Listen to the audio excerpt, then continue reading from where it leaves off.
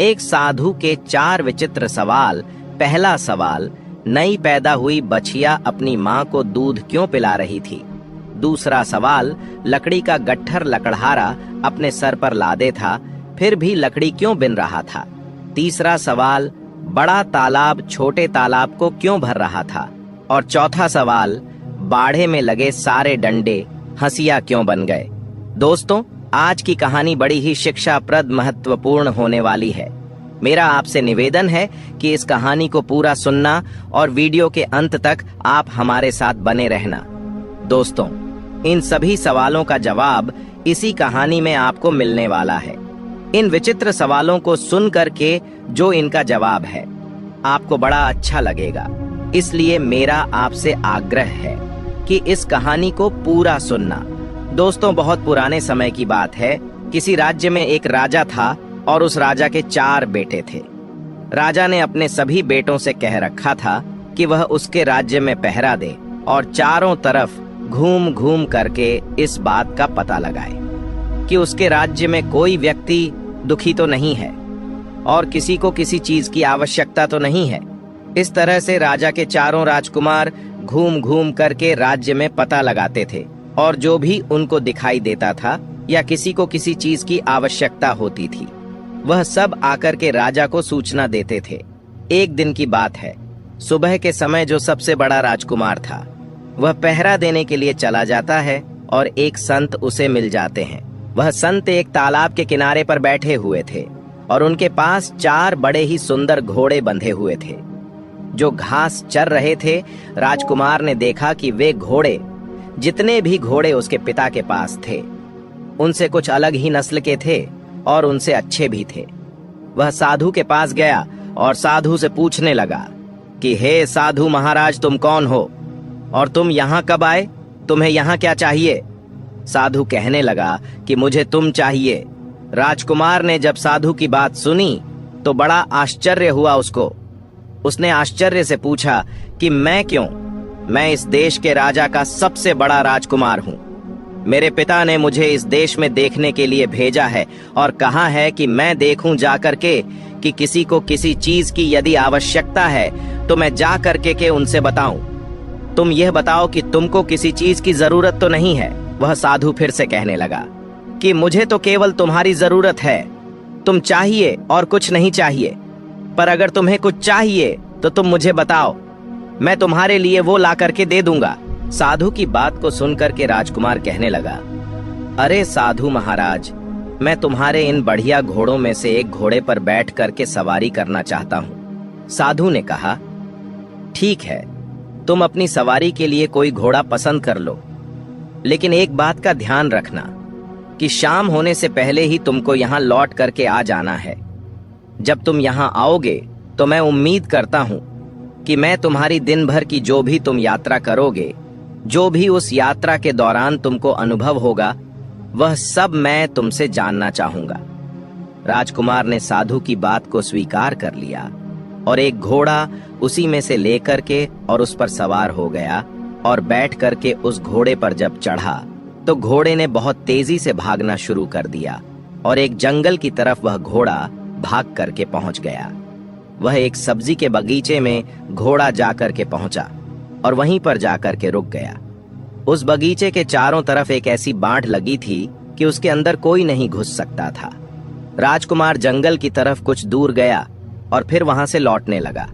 जब वह वापस लौट रहा था तो उसने देखा कि उस सब्जी के बगीचे के बाड़े में लगे सारे डंडे हंसिया बन गए हैं और बगीचे में से सब्जियां काट रहे हैं। यह दृश्य देख करके उसे बड़ा आश्चर्य हुआ, पर उसकी वजह उसकी समझ में नहीं आ सकी कि ऐसा क्यों हो रहा है।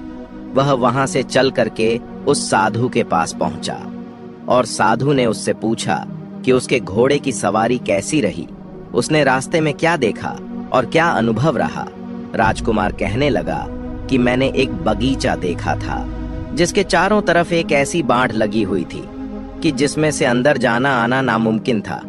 मैं उसमें थोड़ा और आगे चला, फिर जब मैं वापस लौट करके आ रहा था तो मैंने देखा कि उसी बाढ़ के डंडे हंसिया बन गए हैं और उस बगीचे में से सब्जी काट रहे हैं। साधु ने पूछा, जानते हो इसका क्या मतलब है? साधु की बात को सुन करके राजकुमार कहने लगा, नहीं, मैं तो नहीं जानता कि क्या बात है। साधु ने कहा कि नहीं जानते, और तुम्हारे पिता ने तुमको इस राज्य की देखभाल करने के लिए कहा है, तो तुम उनका हाल कैसे जानोगे? यदि इस तरह से तुम्हारा हाल है तो तुम इसी समय पत्थर के बन जाओ। साधु के ऐसा कहते ही वह राजकुमार पत्थर का बन गया। जब सुबह हुई, राजा का जो दूसरा बेटा था वह भी शहर की देखभाल के लिए अपने राज्य से निकला, और वह भी जाकर के उसी साधु के पास पहुंच गया, और उसने साधु के बढ़िया घोड़ों को देख करके बहुत खुश हो गया।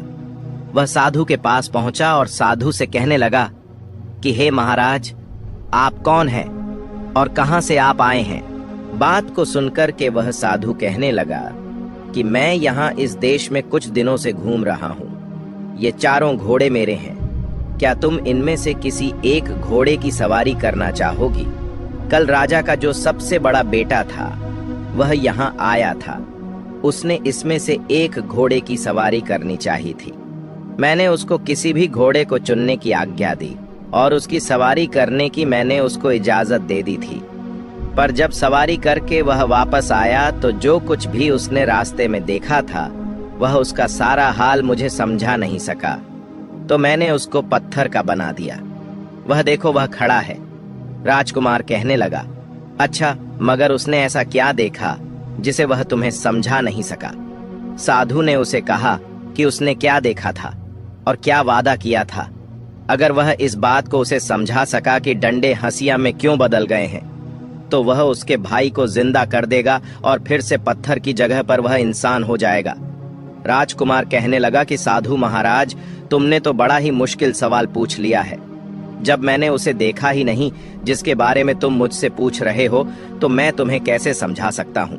हाँ, अगर तुम्हारा एक सुंदर सा घोड़ा मुझे मिल जाए तो मैं उस तरफ जाकर के उसे देख लूं, तो शायद हो सकता है मैं तुम्हें इस बारे में कुछ बता सकूं। साधु ने उसको इजाजत दे दी और वह एक घोड़ा लेकर के वहां से चला गया। वह घोड़ा भी उसको एक जंगल की तरफ लेकर के वहां जाकर के उसने देखा कि नई पैदा हुई एक बछिया है जो अपनी माँ को दूध पिला रही है। वह बहुत देर तक इस अजीब दृश्य को देखता रहा और फिर वह वापस उसी संत के पास लौट आया। साधु ने पूछा कि तुमने रास्ते में क्या देखा? राजकुमार ने उसे बताया कि उसने देखा कि एक नई पैदा हुई बछिया अपनी माँ को दूध पिला रही थी। साधु ने उससे भी पूछा कि क्या तुम बता सकते हो कि इसका कौन सा मतलब हुआ? राजकुमार कहने लगा कि मैं नहीं जानता। साधु कहा कि क्या तुम नहीं जानते? इसका क्या मतलब है? राजकुमार उसके इस सवाल का जवाब नहीं दे सका, क्योंकि इससे पहले ही वह पत्थर का बन चुका था। जब तीसरा दिन बीता और सुबह हुई तो जो तीसरा राजकुमार था वह भी शहर का भ्रमण करने के लिए अपने राज्य से निकला, और वह भी रास्ते में उसी संत के पास जाकर के पहुंच गया। उसने भी उस संत के पास बंधे हुए घोड़ों को देखा, और घोड़ों को देख करके वह बड़ा आश्चर्यचकित हुआ। उसने उस संत से पूछा कि वह कौन है और इतने सुंदर घोड़े उनके पास कहां से आ गए हैं। उसके इस सवाल पर ध्यान ना देते हुए उस साधु महाराज ने उससे पास बैठ जाने के लिए कहा। बातों बातों में उसने पता लगा लिया कि यह भी राजकुमार था और अपने दो बड़े भाइयों की खोज करने के लिए यहाँ निकला है। उसने उसको बता दिया कि उसके जो दो बड़े भाई थे उनके साथ क्या क्या घटना घटी है। फिर उसने बाद में उससे भी कहा कि वह उसने दोनों भाइयों को जिंदा कर सकता है अगर वह यह बता दे कि बाले के डंडे हंसिया में क्यों बदल गए और नई पैदा हुई बछिया अपनी माँ को दूध क्यों पिला रही थी। साधु की बात को सुनकर के राजकुमार कहने लगा, बहुत बहुत धन्यवाद। अगर आप मुझे अपना एक घोड़ा दे दें तो मैं इन अजीब चीजों को देख करके वहां पर जब जाऊं तो समझ सकूं, और शायद हो सकता है मैं आपको इन प्रश्नों का उत्तर बता सकूं। साधु ने कहा, ठीक है, कोई बात नहीं। तुम इसमें से जो भी घोड़ा तुमको पसंद है उसको ले जाओ, मगर ध्यान रखना कि होने से पहले तुम्हें यहाँ वापस आना है, और जो कुछ भी तुमने देखा है उन सारे दृश्यों को आकर के यहाँ सही सही मुझे बताना है और उसका मतलब समझाना है। राजकुमार ने उन घोड़ों में से एक घोड़े को लिया और घोड़े पर बैठ करके वहां से निकल लिया। वह घोड़ा भी उसको उसी जंगल की तरफ लेकर के गया, जहां उसने देखा कि एक आदमी अपनी पीठ पर लकड़ियों को लादे लिए जा रहा है, और वह केवल उन्हीं लकड़ियों से संतुष्ट नहीं है जो उसने इकट्ठा कर ली है और जिनका गट्ठर बना करके वह अपने सर पर लादे हुए है, बल्कि वह रास्ते में पड़ी और भी लकड़ियों को उठाता जा रहा है। राजकुमार ने सोचा, इसका क्या मतलब हो सकता है? जब मैं साधु के पास पहुंच तो क्या मैं साधु को इसका मतलब बता पाऊंगा? अफसोस, यह राजकुमार भी इस दृश्य का मतलब समझाने में नाकामयाब रहा। वह भी जब साधु के पास पहुंचा और साधु ने उससे पूछा कि जंगल में जाकर के तुमने कौन सी चीजों को देखा और तुम्हारा क्या अनुभव रहा, वह राजकुमार भी साधु के किसी भी सवाल का जवाब नहीं दे सका और साधु ने उसे भी पत्थर का बना दिया। जब अगली सुबह हुई और राजा का जो चौथा बेटा था, आखिरी बेटा, वह भी अपने राज्य में भ्रमण करने के लिए, राज्य का हालचाल लेने के लिए निकल पड़ा। अपने घर से और अपने भाइयों को ढूंढने के लिए वह उसी साधु के पास आकर के पहुंच गए। उसने जाते ही साधु को प्रणाम किया और कि पूछा कि क्या उसके तीनों भाइयों को आपने कहीं देखा है? हाँ, देखा है। इतना कहकर के एक तरफ इशारा करते हुए साधु ने कहा कि देखो, मैंने तुम्हारे तीनों भाइयों को पत्थर का बना दिया है और वह तीनों अभी यही खड़े हुए, क्योंकि उन्होंने पास के जंगल में जो कुछ भी देखा था वह सही सही मुझे समझा नहीं सके, पर मैं उनको जिंदा कैसे कर सकता हूँ? राजकुमार पूछने लगा। साधु ने कहा कि अगर तुम मुझे इन सब चीजों का मतलब समझा दो जो इन लोगों ने देखा था, तो हो सकता है मैं इनको पत्थर की जगह पर जीवित कर दूं। इसके बाद उसने उन राजकुमारों को द्वारा देखे हुए तीनों दृश्य उसको बता दिए। राजकुमार कहने लगा कि अगर आप मुझे अपना एक घोड़ा दे दें सवारी करने के लिए, और मैं शायद वहां पहुंच करके इन सभी दृश्यों को देखूं, तो हो सकता है कि मैं इनको बताने में कामयाब हो सकूं। मैं खुद उस जंगल में जाकर के उन चीजों को देखना चाहता हूं। साधु ने इजाजत दे दी और राजकुमार घोड़ों में से एक घोड़ा लेकर के जंगल की तरफ निकल पड़ा। जंगल में जब वह जाकर के पहुंचा तो उसने देखा कि एक तालाब, जिसमें से पानी बह बह करके निकल करके दूसरे तालाबों को भर रहा था। उस समय वह बड़ा वाला तालाब खाली था, क्योंकि उसका जितना भी पानी था वह छोटे तालाबों में भरने में लग चुका था। जब शाम हुई और वह साधु के पास राजकुमार लौटा और साधु ने उससे भी वही सवाल किया जो उसके तीनों बड़े भाइयों से उसने किया था कि उसने रास्ते में क्या देखा और यात्रा का क्या अनुभव रहा, और जो कुछ भी उसने देखा इसका क्या मतलब है। राजकुमार भी साधु के किसी भी सवाल का जवाब देने में नाकामयाब रहा।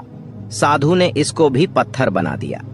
इस बात का पता जब राजा को कई दिनों के बाद चला कि उसके चारों बेटे जो हैं वह किसी को कोई पता उनका नहीं है, तो शक हुआ कि उसके बेटों को जरूर कोई बड़ी मुसीबत आ पड़ी है और उसी मुसीबत में वह फंस चुके हैं।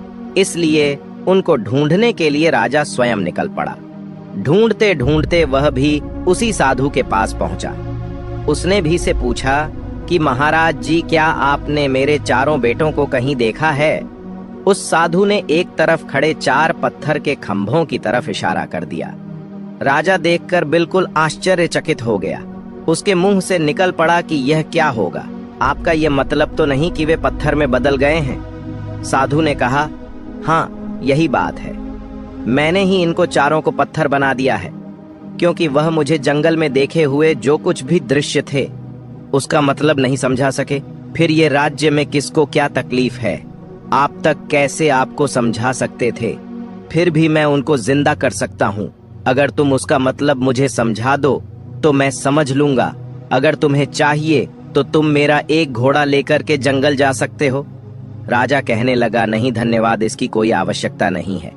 पर अगर आप मुझे यह बता दें कि उन्होंने क्या देखा जिसको वह आपको नहीं समझा सके, तो शायद मैं उनको आपको समझाने की कोशिश कर सकूं। साधु कहने लगा कि राजन, तुम्हारे सबसे बड़े बेटे ने जंगल में एक सब्जी का बगीचा देखा था जिसके चारों तरफ ऐसी बाढ़ लगी थी जिसको पार करके उसके अंदर जाना नामुमकिन था। पर जब वह वहां से लौटा तो उसने देखा कि उस बाढ़ के डंडे हंसिया बन करके उस बगीचे की सब्जी काट रहे हैं। इसका क्या मतलब है साधु की बात को सुन करके राजा कहने लगा, यह एक ऐसे आदमी की तस्वीर है जिसके पास कुछ पैसा सुरक्षा के लिए रखा गया हो, और जब उस पैसे का मालिक अपना पैसा उससे वापस मांगने आया तो उस आदमी ने उसके पैसे को या तो कहीं छिपा दिया हो या फिर उसे खर्च कर दिया हो, जिससे कि उस पैसे के मालिक को उसका पैसा ना मिल पा रहा हो। जैसे ही राजा ने अपना वाक्य पूरा किया, उसका बड़ा बेटा उसके सामने जीवित हो गया और तुरंत आकर के वहीं पर खड़ा हो गया। साधु ने अपना दूसरा सवाल किया, तुम्हारे दूसरे बेटे ने एक नई पैदा हुई बछिया को अपनी माँ को दूध पिलाते हुए देखा था, इसका क्या मतलब है? साधु की बात को सुन करके राजा कहने लगा, बड़ी अजीब सी बात है कि उसको यह देख करके किसी एक ऐसी स्त्री की याद नहीं आई जो अपनी बेटी की कमाई पर जिंदा रहती है। राजा के यह कहते ही उसका दूसरा बेटा भी पत्थर का न बन करके वह राजा के सामने जीवित होकर के वापस आकर के खड़ा हो गया। साधु ने अपना तीसरा सवाल पूछा, राजन, तुम्हारे तीसरे बेटे ने एक ऐसा आदमी देखा जो अपनी पीठ पर लकड़ियां लादे लिए जा रहा था। वह अपने उस ढेर से संतुष्ट नहीं था और रास्ते में उसको और जो भी लकड़ियां दिखाई देती जा रही थीं, उन सब को वह उठाता हुआ जा रहा था। इसका क्या मतलब है? राजा कहने लगा कि यह इस बात को बताता है कि कुछ ऐसे लोग होते हैं, उनके पास जो कुछ भी होता है वह उससे संतुष्ट नहीं होते हैं, उनको हमेशा ही और ज्यादा इच्छा बनी रहती है। जैसे ही राजा ने यह शब्द कहा कि उसका तीसरा बेटा भी जीवित होकर के राजा के सामने आकर के खड़ा हो गया। साधु ने अपना चौथा और आखिरी सवाल पूछा कि राजन, तुम्हारे सबसे छोटे बेटे ने जंगल में एक तालाब देखा जिसने 6 दूसरे तालाबों को पानी देने के लिए अपने आप को खाली कर दिया, इसका क्या मतलब है? साधु की बात को सुनकर के राजा कहने लगा कि साधु जी, वह बड़ा तालाब दुनिया के उन आदमियों की तरह है जो दूसरों को देने के लिए अपना सब कुछ खर्च कर देते हैं, पर बदले में उन्हें क्या मिलता है? कुछ भी नहीं। जैसे ही राजा यह बोला तो उसका चौथा बेटा भी जीवित होकर सामने आकर के खड़ा हो गया। राजा और उसके चारों बेटे खुशी खुशी अपने महल की तरफ जाने लगे। तभी वह साधु कहने लगा कि राजन, यह सब मैंने क्यों किया, इसे तो सुनते जाइए। राजा वहां एक पल के लिए ठहर गया।